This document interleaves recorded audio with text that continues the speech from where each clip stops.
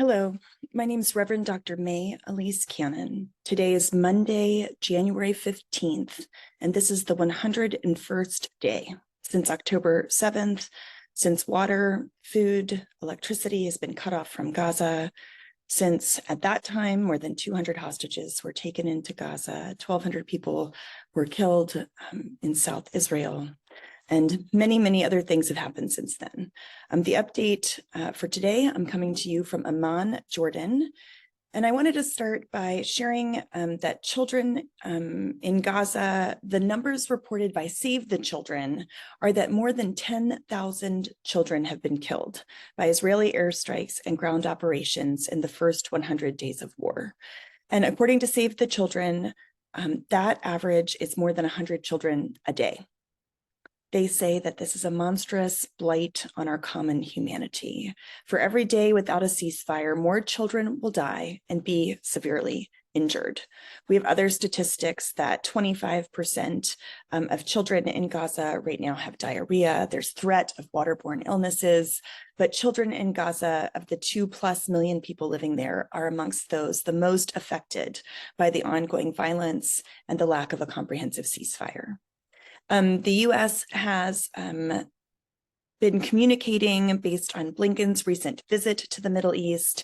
They put out a statement just in the last 24 hours committing to the release of the remaining hostages held in Gaza. It's believed that there are about 130 hostages that still remain, Jewish or Israeli hostages in addition to international hostages. They said the United States is with you and we will not rest until you are reunited with your loved ones. We will continue to work around the clock to secure the release of every hostage. Israeli authorities estimate their number is 136 Israelis and foreign nationals.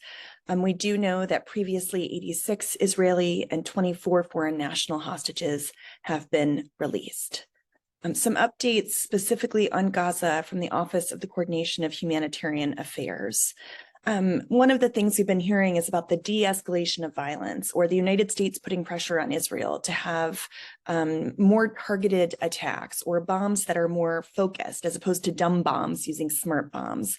But we know that even in the last 24, 48 hours, intense Israeli bombardments have continued from air, land, and sea across the Gaza Strip. That was on the 14th of January. Today is the 15th, resulting in further civilian casualties and destruction. Palestinian armed groups continue to fire rockets into Israel. Reportedly, there also are ground operations and fighting between Israeli forces and Palestinian armed groups across much of the Gaza Strip. In the 2 days between the 12th and 14th of January, 260 Palestinians were killed in Gaza and nearly 600 more were injured. That brings the total death toll, according to the Ministry of Health there, at just under 24,000, with 60,582 Palestinians injured.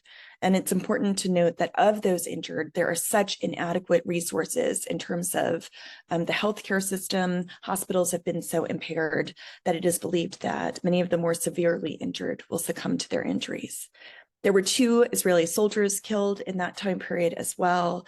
Since the start of the ground operation, 186 Israeli soldiers have been killed and 1,100 or more have been injured.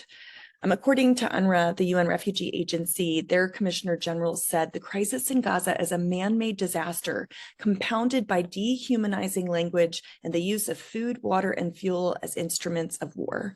The humanitarian operation has fast become one of the most complex and challenging in the world, largely due to cumbersome procedures for the entry of aid into Gaza and a myriad of other obstacles, the safe and orderly distribution of aid, and ongoing hostilities. Humanitarian aid alone will not be sufficient to reverse a looming famine. A flow of commercial goods must be allowed in.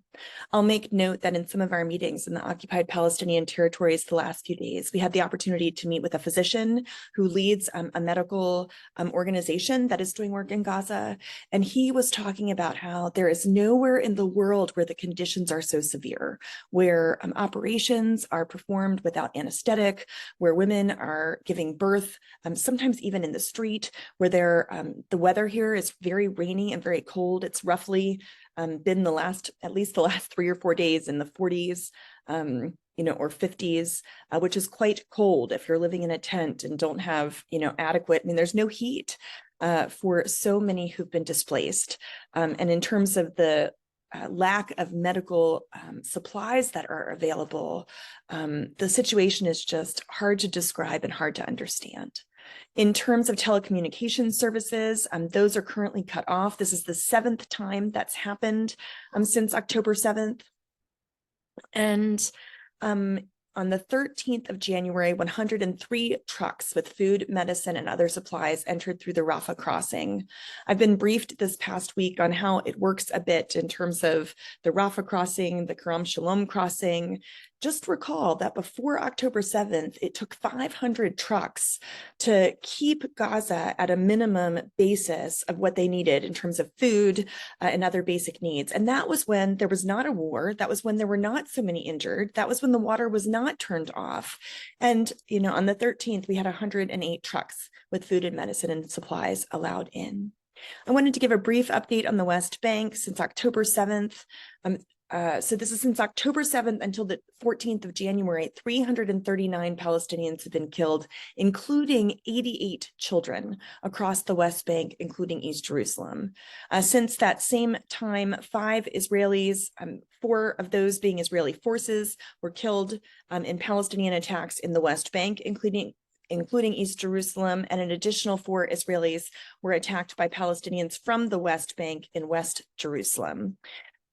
I did want to highlight that one of the main questions that we've heard asked in almost all of our conversations, we've had conversations with leaders in Israel, in the occupied Palestinian territories, is what happens the day after, or what's the way forward?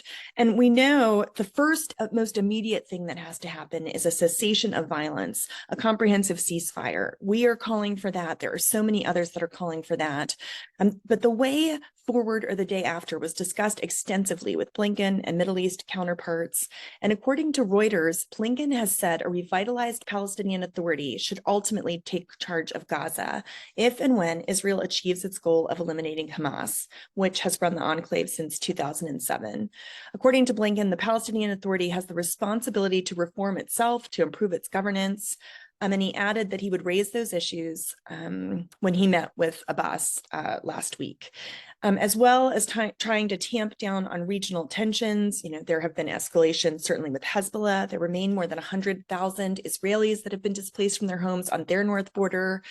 Blinken also has been discussing future governance of Gaza with other leaders about the question in terms of what Muslim majority neighbors' roles would play. What role would Jordan and Egypt play? And there have been conversations about perhaps there would be a joint force that would involve Arab neighbors in the Gaza Strip.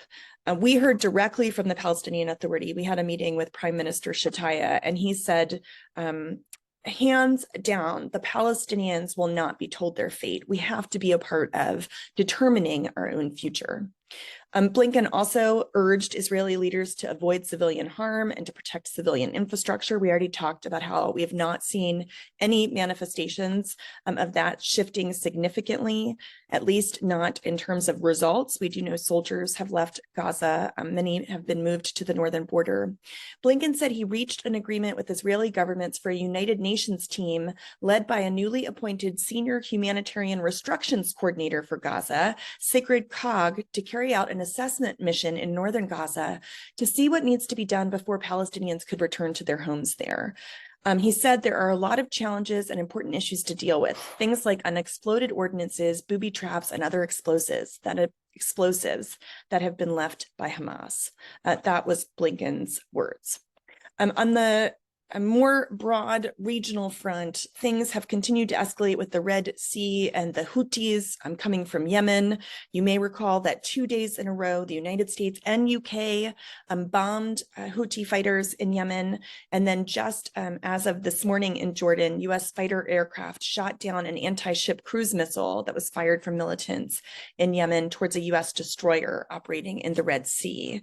This mid-air interception is the latest incident where the Houthis have been attacking international shipping in what they say is a campaign in support of Palestinians.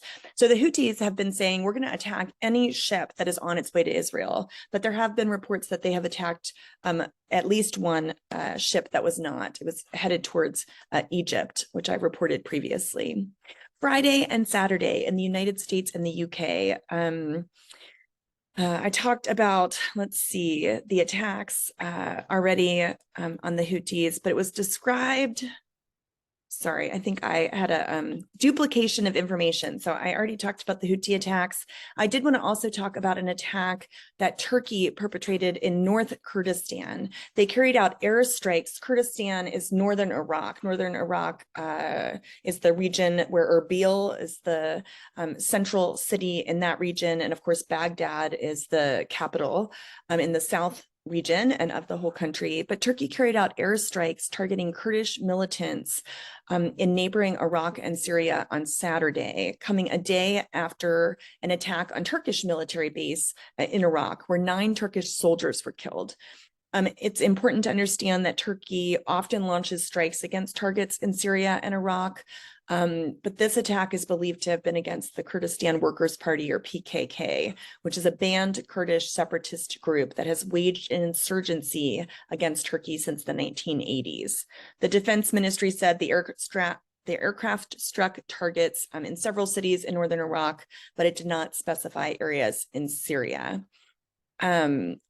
On Friday night, attackers attempted to infiltrate a military base in northern Iraq's semi-autonomous Kurdish region and killed several soldiers, and then later several more died of critical injuries. So one of the things we're paying a lot of attention to is what do things look like in the broader region? And we've been hearing from the United States, they don't want the war to spread. But I'll tell you, in conversations with Jewish Israelis, in conversations with Palestinians, everyone believes there's no question that this is already a regional war. There's been a discussion about some Hamas leaders really completely back Iran, and there have been other Hamas leaders that have more allegiance with Saudi. We know the United States is trying to form a normalization agreement and trying to support Saudi forming this normalization agreement with Israel. And there's a question of how does Gaza play into that? Saudi has said we're not going to normalize with Israel until things are settled with Gaza, but we also know that Saudi's political dynamics are not also the most stable at the moment. So that is probably more than enough for today. We had a lovely, powerful, moving, heart-wrenching service at Dominus Flavit yesterday in Jerusalem on the Mount of Olives. That will be edited and shared on our social media very soon. We do want to invite you to consider, please join us for Gaza ceasefire pilgrimages. We're asking people around the world to create them and participate in them. I definitely will be doing so in Washington, D.C., and maybe even in Washington State, maybe even in other places. So we'd be happy to talk to you about that. You can contact us at CMEP, or you can go to Gaza Ceasefire Pilgrimage.com. And so there's information about that available to you as well. So many blessings. Let's continue to work together toward peace.